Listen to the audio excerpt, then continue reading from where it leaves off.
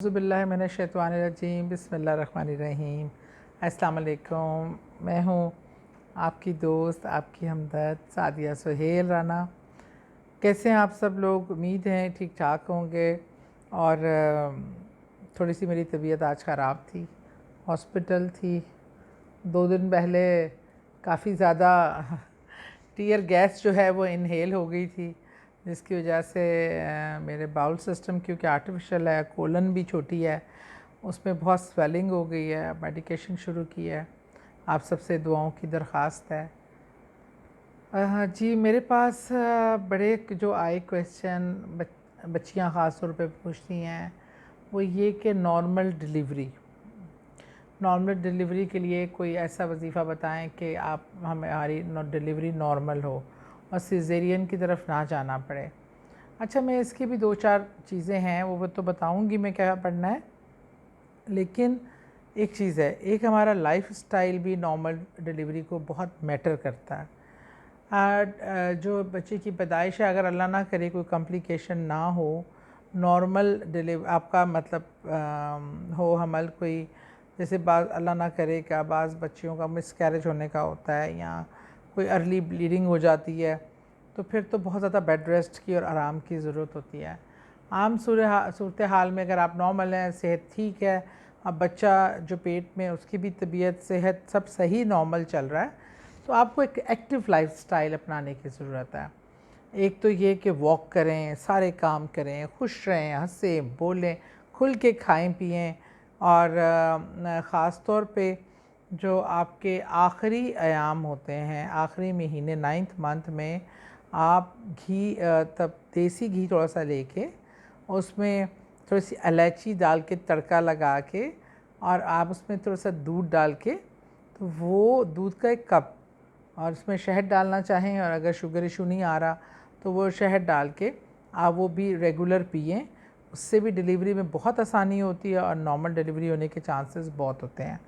और दूसरी एक चीज़ बहुत कॉमन देखी है मैंने कि बच्चियां पेन के प्रोसीजर से गुज़रने से बचने के लिए कि वो फ़ौरन ऑपरेशन की तरफ जाती हैं, और जिससे मैं समझती हूँ वो ज़्यादा पेनफुल होता है।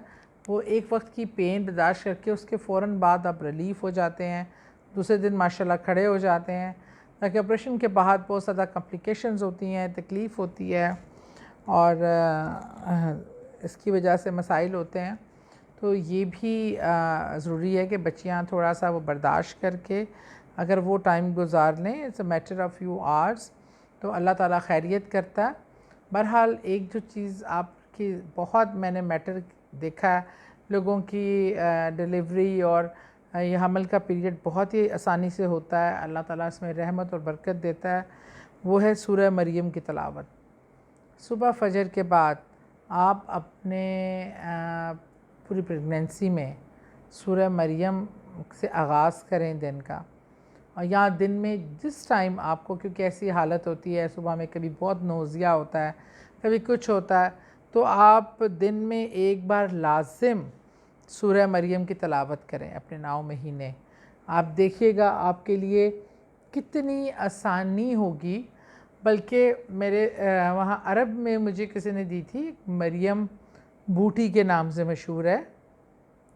वो वक्त जब हज़रत ईसा इस्लाम की वलादत का था, तो हज़रत मरियम जिस दरख्त के नीचे बैठी थी, तो वो तकलीफ़ की शिद्दत से उन टहनियों को ऐसे कस के पकड़ती थी, तो बिल्कुल ऐसी मुट्ठी की शेप की वो झाड़ी सी है, और उसको पानी में डबो दो जब डिलीवरी की पेन्स हो रही हों, तो वो मुट्ठी भी खुलती जाती है और डिलीवरी में भी आसानी होती चली जाती है, और जैसे ही पानी से निकालें वो वापस बंद हो जाती है।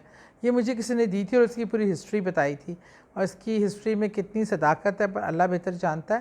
पर आप सूरह मरियम को अपने पूरे 9 महीने अपनी रूटीन का हिस्सा बनाएं, डेली एक बार पढ़ें और दुआ मांगें अल्लाह ताला से, दुरूद पाक पढ़ कर कि अल्लाह ताला मेरे इस अमल से आसानी से गुजार और बग़ैर ऑपरेशन के नॉर्मल डिलीवरी हो, लेकिन कॉम्प्लिकेशन हो जाए तो ऑपरेशन में भी कोई बुराई नहीं है। बहरहाल आजकल कुछ डॉक्टर्स ज़्यादा बिल बनाने के लिए, ख़ास तौर पर प्राइवेट क्लिनिक्स में डॉक्टर्स फटाफट ऑपरेशन के लिए आमादा करते हैं, लेकिन आप ज़रूर अपनी प्रेगनेंसी के दौरान, अगर आपकी ये पहली प्रेगनेंसी है, तो नॉलेजेबल जो इसके हवाले से आपको नॉलेज में इजाफ़ा करे वो मटेरियल ज़रूर पढ़ा करें, स्टडी किया करें, किसी डॉक्टरों से मशवरा करती रहा करें। आप सबके लिए नेक तमन्नाएं, खुश रहें, राज़ी रहें।